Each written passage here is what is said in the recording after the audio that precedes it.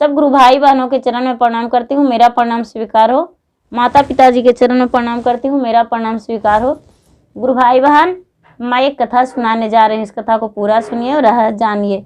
आधी नहीं, आधी सुनने में शिव गुरु का अपमान होती है और पूरा सुनने में ज्ञान होती है, इसलिए कथा को पूरा सुनिए और रहस्य जानिए। हर हर महादेव, घर घर महादेव। गुरु भाई बहन, एक गरीब किसान थे तो उनके 4 पुत्र थे और एक पुत्री थी। वो किसान सब बच्चों के साथ दिन भर खेत में काम करते थे, जहाँ तक कि उनकी बच्ची जो थी वो भी काम करती थी। किसान पति पत्नी दोनों काम करते थे और अपना खेती से उनका परवरिश चलता था और उनका खेती बाड़ी ही सब कुछ था। तो किसान का जो लड़का था तो 2 लड़का बड़ा था, उसके बाद लड़की थी, उसके बाद 2 लड़का था। तो किसान अपने 3 लड़का 1 लड़की के शादी कर दिए थे और एक छोटा वाला जो उनका पुत्र था वो अपना पुत्र को शादी नहीं किए थे। किसान जब छोटा वाला लड़का को शादी नहीं किए थे तो एक दिन जो नाई होता है, नाई जो बाल बनाते हैं, वो नाई उनके घर रिश्ता लेकर आए किसी लड़की के। उसके जो किसान के जो छोटा बेटा थे उनके लिए, और जाके बोले कि क्या भैया आप अपने छोटे बेटे को शादी कीजिएगा? तो बोले कि शादी तो करना है, कहाँ से रिश्ता लेकर आए हो? वो जो नाई थे वो बोले कि देखिए भैया, रिश्ता तो हम लेकर आए हैं, लड़की बहुत गुणवान है, वो बहुत अच्छी लड़की है, उसे कोई भी काम में कोई पराजित नहीं कर सकते हैं, पढ़ी लिखी भी है, लेकिन उसको माता पिता नहीं हैं। वो जो लड़की है वो बहुत गरीब घर के है, उसके मामा मामी पोषण पालन किए हैं, वो मामा मामी के घर रहती है, लेकिन माता पिता उसके नन्हे में इस दुनिया से चल बसे हैं। यदि आपका मंजूर है तो आपके पास रुकते हैं, और यदि आपका मंजूर नहीं है तो हम नहीं रुकेंगे। उसको माता पिता से बोलने से पहले उसको जो छोटे पुत्र थे वो बोले कि क्या होगा, लड़की तो गुणवान है ना, लड़की तो सुंदर है ना, यदि लड़की सुंदर रहेगी तो हम शादी कर लेंगे, और गुणवान रहेगी, अच्छी रहेगी, पढ़ी लिखी रहेगी तो इसमें क्या दिक्कत है? तिलक तो मेरे घर में क्या रखा रहेगा? हम तिलक नहीं लेना चाहते हैं, हम लड़की को बसाना चाहते हैं और अच्छे लड़की चाहते हैं, अपना घर सजाना संवारना चाहते हैं कि मेरा घर सुरक्षित रहे। वो जो नाई थे वो बोले कि हाँ बिल्कुल।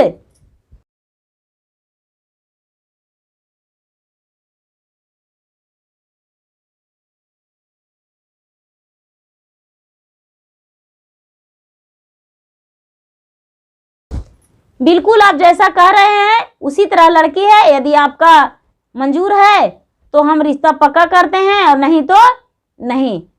बोले कि ठीक है। उसके माता पिता बोले कि जब मेरा बेटा का खुशी है तो हम क्यों इसका खुशी में बाधा डालने वाले हैं, कोई बात नहीं, हमें मंजूर है ये रिश्ता, आप इस रिश्ता को तय कर दीजिए। बोले ठीक है। दोनों तरफ से हाँ हो गया। जो नाई थे वो बोले कि ठीक है, ये लड़के वाले तैयार हो गए और नाई तो रिश्ता लेकर ही आए थे, दोनों तरफ से रिश्ता पक्की हो गया। ये जो किसान का छोटा बेटा थे वो उन्हीं का घर चले गए, उनके मामा मामी के घर, और जाकर बोले कि मुझे शादी कर दीजिए, हम आपकी पुत्री से शादी करना चाहते हैं और मुझे कोई धन का लालच नहीं है, हम कोई धन नहीं चाहते हैं कि मुझे ये धन चाहिए और उसके बाद हम शादी करेंगे आपकी पुत्री से। बोले ठीक है। शादी कर दिए। ये अपने पत्नी को लेकर घर आ गए तो ये जो लड़की थी वो बेचारी सारी काम करती थी, घर के सारी काम करती थी और बहुत घर को सजा धजा के रखती थी, इतना सुरक्षित से करती थी, और भोजन बनाती थी तो बहुत सुंदर भोजन बनाती थी। सारे लोग इसको भोजन से खुश हो जाते थे, लेकिन मन ही मन जो इसके सास और ससुर थे और जेठानी थी और जेठ थे, वो बड़ा क्रोध में रहती थी कि अपने मायका से तो कुछ लेकर आई है नहीं और अपने नाम कमाने के लिए सुंदर रसोई बनाती है। अच्छा, कभी जो मेरा बेटा घर से जाएगा कहीं तो तुझे तो हम घर से निकाल देंगे। मन में गूंजते रहता था इनका। इसका जो जेठानी थी वो भी यही सोचती थी, लेकिन सामने में लाड प्यार दिखाते थे। कुछ दिन के बाद 4-6 महीना बीत गया शादी का, तो छोटा बेटा बोले कि माँ, हम कुछ दिन के लिए देश प्रदेश जाएं कमाने। माँ बोली हाँ बेटा जाओ। बोले कि देखो माँ, इसका तो संसार में कोई नहीं है, पहले ही इसको माता पिता छीन चुके हैं, इसका मामा मामी पोषण पालन किए हैं, अब नहीं चाहते हैं कि दोबारा ये मामा मामी के पास जाए, क्योंकि अब जब इसको हम शादी करके ले आए हैं तो माता पिता तुम हो और हम इसके पति हैं, तो इसको पूरे संसार हम हैं, इसलिए माँ इसको अच्छे से ख्याल रखना। बोले ठीक है बेटा, जाओ तुम, इसका ख्याल हम बहुत अच्छे तरीके से रखेंगे। अपने भैया भाभी को भी यही बात बोले कि भैया हम जा रहे हैं, लेकिन इसका ख्याल अच्छे तरीका से रखिएगा। बोले हाँ, इसका ख्याल हम अच्छे तरीका से रखेंगे भाई, जाओ। वो भाई जो था वो बेचारा चला गया देश प्रदेश कमाने, और ये लड़की अपने सास ससुर और जेठानी जेठ के साथ रहने लगी। जब जेठानी और जेठ के साथ रहने लगी तो धीरे धीरे समय आने पर माघ का महीना आया। तो माघ का महीना आया तो जब एक दिन जो पूर्णिमा का दिन होता है, पूर्णिमा के दिन अपने सास से बोली, माता जी कल माघ का महीना चढ़ रहा है, हम माघ का महीना में स्नान करते हैं और भगवान का पूजा करते हैं, भगवान के मंदिर जाते हैं, माँ दुर्गा का मंदिर जाते हैं, शिव जी का मंदिर जाते हैं और माँ गंगा का पूजा करते हैं। क्या आप बता देंगे कि माता रानी का मंदिर कहाँ है और भगवान जी का मंदिर कहाँ है, शिव भोलेनाथ का? ये जो सास थी वो बोली कि यदि रहना है इस घर में तो पूजा पाठ छोड़ दो, यदि पूजा पाठ करोगी तो इस घर में तुम्हें रहने को नहीं मिलेगा, और पूजा पाठ नहीं करेगी तो इस घर में रहने का जगह मिलेगा, और नहीं तो इस घर में कोई जगह नहीं मिलेगा। ये बोली माँ जी हम कैसे ऐसे भोजन कर लेंगे? नहीं माँ जी, हम तो बच्चे से भगवान के पूजा करते आए हैं, हम बिना भगवान के पूजा किए हुए हम भोजन नहीं कर सकते हैं कल। बोले कि मेरे घर से निकल जाओ। जो जेठ जेठानी थी वो भी सोची कि यही मौका है, इसी वक्त इसको निकाल देना चाहिए। उसको घर से निकाल दी और बोले जाओ, तेरा पति तो गया है, जो अता पता नहीं भेजा है, खत भी नहीं भेजा है, और तू यहाँ बैठे बैठे अपना बातें वकीली कर रही हो कि मुझे पूजा करना है और माघ के महीना में स्नान करना है। नहीं नहीं, मेरा घर से निकल जाओ। ये बेचारी घर छोड़ दी और जाके गांव का पश्चिम एक पीपल का बहुत वृक्ष बड़ा था, उस पीपल के वृक्ष के नीचे बैठ गई। पीपल के वृक्ष के नीचे बैठ गई और कहने लगी, कुछ लोग औरतें पूजा कर रही थी पीपल के वृक्ष में, वो पानी डाल रही थी, जल डाल रही थी। उसी समय बेचारी बैठी हुई थी तो कहने लगी सारी लोग कि बहन तुम किस घराने से हो और कहाँ से हो और कहाँ क्यों यहाँ पर बैठी हो? वो बेचारी अपने पति को नाम बताई, अपने जेठ जेठानी को नाम बताई, ससुर को नाम बताई और बोली कि उस घर के हम बहू हैं और हम चाहते थे कि माघ का महीना हम नहाते हैं, स्नान करते हैं। हम जब शुरू कार्तिक मास हिलता है तो कार्तिक मास में स्नान करते हैं पूरी कार्तिक मास, और माघ मास भी हिलता है तो पूरी माघ मास हम स्नान करते हैं। बैसाख मास भी आता है तो हम स्नान करते हैं, सुबह सुबह 3 से 4 बजे के बीच में स्नान करते हैं और भगवान का पूजा करते हैं। लेकिन जब यहाँ कहें तो हमको घर से निकाल दिए। वो जो औरतें जो पूजा कर रही थी बोली कि बहन तो उसी का कहना मान लिया करती, क्या होता, घर से तो नहीं बेघर होना पड़ता ना, तुम्हारे पति तो हैं ही नहीं, कहती हो मेरे माता पिता भी नहीं हैं तो कहाँ जाओगी, सोच लो अब। ये बेचारी रोने लगी और बोली बहन जी क्या बताऊं, कैसे कहूं कि वहाँ जाएंगे, कैसे कि मेरा तो सहारा कोई है ही नहीं।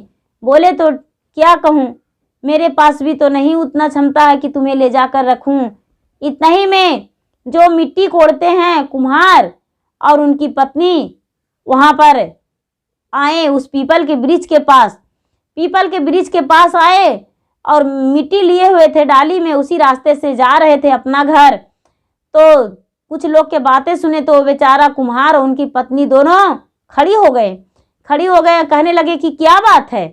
बोले कि क्या बात नहीं है, ये बेचारी है, इनका कोई नहीं है, माता पिता बच्चेपन में मर चुके हैं और इनके मामा मामी पोषण पालन किए हैं। इनका जो विवाह हुआ है तो पति परदेश गए हैं और सास ससुर जो हैं जेठ जेठानी घर से निकाल दिए हैं। बेचारी कहाँ जाएगी, ये बेचारी दुखियारी है, ये दुखियारी कहाँ जाएगी।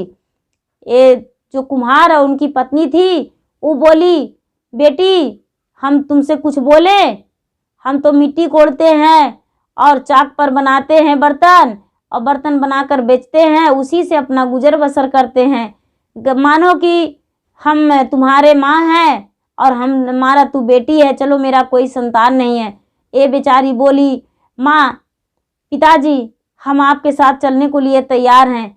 बोली, देखो बेटी हम बहुत गरीब हैं। बोले, कोई बात नहीं, जब माता पिता गरीब है तो संतान भी उसका गरीब ही है माँ, हम तुम्हारे साथ चलेंगे। ये बेचारी जो कुम्हार की पत्नी थी वो बोली, बेटी मेरा घर तो सूखा रोखा भी भोजन करना पड़ेगा। ये माँ के आंचल धर के रोने लगी और कहने लगी कि नहीं माँ, हम तुम्हारे पास भूखे भी रह लेंगे लेकिन चलेंगे माँ। वो बेचारी कुम्हार की पत्नी और कुम्हार दोनों मिलकर दोनों इसको हाथ धर लिए, इसको घर लेकर चले गए। जब सुबह तो बेचारी गई उस घर में तो खाना पीना बनाने लगी उन दोनों का और खूब सुंदर सुंदर मूर्तियां बनाती थी, भोलेनाथ का, माता पार्वती का, नंदी का, गणपति का और माता दुर्गा का, लक्ष्मी का, सब कुछ का मूर्तियां बनाती थी। सब देवी देवताओं का मूर्तियां बनाती थी और साँचे बनाकर और उसको सुंदर सुंदर रंग में रंग देती थी और रंग के और बिक्री करती थी। बर्तने बनाती थी सुंदर सुंदर।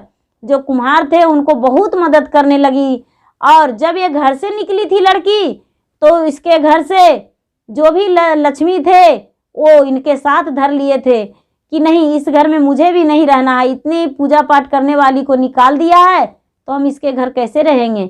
और वही लक्ष्मी इस कुम्हार के घर में इसी के साथ इसी के पैर से प्रवेश कर गए। अब इसको आते ही दिन दुगना आमदनी रात चौगुना आमदनी होने लगा कुम्हार के घर में। और बर्तन नहीं बिकता था लेकिन कुम्हार घर घर घूमते थे बेचने को लिए। और उस दिन से जब से लड़की गई तब से कुम्हार के घर में लोग आकर कहने लगे कि हमें बर्तन दो, हमें बर्तन दो। इन्हें बर्तन बनाते बनाते थक जाते थे, पार नहीं लगता था, इतना बिक्री हो गया। और इनका मूर्तियाँ जो था वो बहुत बिकने लगा। ये कुम्हार अपने बेटी को पाकर, बहुत मुँह बोली बेटी को पाकर बहुत खुश थे। बहुत दिनों बाद उसके जो पति थे, उसको पति आए 2-4 साल बाद तो घर गए और बोले कि माँ मेरी पत्नी कहाँ है, सब तो घर में है, मेरी पत्नी। वो माँ उसको बोली, अरे तुम्हारा पत्नी तो मर गई, अब तुमको पत्नी को कहाँ से ढूंढे। तुमको पत्नी तो जिस दिन निकला था घर से उसी दिन तुमको घर छोड़कर चली गई थी। वो डायन है, पता नहीं क्या करती है, अपने हाथ को आंचल से छुपा लेती है और सर नीचे कर लेती है, किसी को नहीं देखती है, बुदुर बुदुर करती है, पता नहीं क्या करती है, जादूगरनी है। जब से वो गई है तब से तो घर में भीख मांगना पड़ रहा है, घर में खाने पीने का तंग आ गया है। पता नहीं क्या जानती थी कि घर में इतना सब कुछ हो रहा है। ये बोले, नहीं माँ, उनमें से वो लड़की नहीं थी, वो तो बहुत सुशील और अच्छी थी, हम कैसे तुम्हारा बात मान ले, ये हम नहीं मान सकते हैं। नहीं माँ, आपने उसे घर से निकाल दिया होगा। माँ गुस्से में बोली कि नहीं, तुम्हारा पत्नी जो थी वो पत्नी वैसा ही थी, वो घर से आकर चली गई है, हम उसे नहीं घर से निकाले हैं। बेचारा क्या करे, माँ को बात मान लिया और घर छोड़कर निकल गया अपने पत्नी को ढूंढने। लेकिन इधर उधर ढूंढा, नहीं मिला। और रास्ते में वो पीपल का पेड़ पड़ रहा था, उसी पीपल के पेड़ के पास गया जहाँ पर लोग पूजा कर रहे थे। तो वहाँ पर गए और बोले कि भाई मेरी पत्नी जो थी वो बहुत सुंदर थी और उनका जो बोली था बहुत सुंदर बोली था और पूजा पाठ में बहुत उसे मन लगता था, क्या आप लोग उसे देखे हैं? नाम पता पूछ के उन औरतों ने बताया कि हाँ, एक नई नवेली थी और बोली थी कि हम छोटी बहू हैं उस घर के, और वही उन लोग ने मुझे निकाल दिए हैं। तो वो जो आपकी पत्नी है वो कुम्हार के घर में है। इतना ही में उस लड़का का बहन अपना मैके आ रही थी तो अपने भाई का हाथ धर लिया और बोला, भैया कहाँ जा रहे हो? बोले, हम अपने पत्नी को ढूंढने जा रहे हैं। बोला, भाई जब तू प्रदेश चला गया था तो माँ, पिताजी, भैया, भाभी उसे तो तुरंत निकाल दिए थे। माघ का महीना था, स्नान करने को लिए बोली थी कि हम माघ का महीना स्नान करते हैं और पूजा पाठ करते हैं। तो माँ बोली, तू कुलच्छनी हो, हम तुम्हें ऐसे नहीं रख सकते हैं, क्योंकि तूने तो पैदा लेते अपने माता पिता को खा गई हो पूजा पाठ करके, नियम ढोंग करके, तो मुझे भी खाना चाहती हो। और माँ हाथ पकड़ के निकाल दी थी और पिताजी और भैया भाभी सब मिल के उसे मार पीट के निकाल दिए थे। बोले कि ऐसा? तो हाँ, वो कुम्हार के घर पता लगाते लगाते पहुंच गए। जब कुम्हार के घर पहुंच गए तो बेचारी अपने पति को देखी तो पहचान गई। कुम्हार से बोला, देखिए आप मुँह बेले मेरे पत्नी का पिता हैं तो मेरे भी पिता हैं, आप मेरे पत्नी को जाने दीजिए। हम जो भी गलती मेरे माता पिता किए हैं वो हम क्षमा मांगते हैं।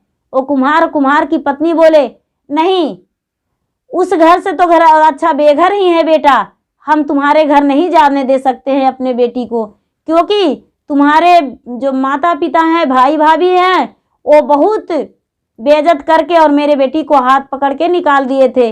इसलिए हम नहीं चाहते हैं कि आपके घर अपना बेटी को जाने दे। और कुम्हार ने उस कन्या को नहीं जाने दिए। ये जो उसका पति था, ये जो निकाले थे, उसके बेटा छोटा, वो अपने माता पिता के पास आ गया और आकर बोला कि माँ, जब तक वो नहीं आएगी तब तक हम अन्न ग्रहण नहीं करेंगे।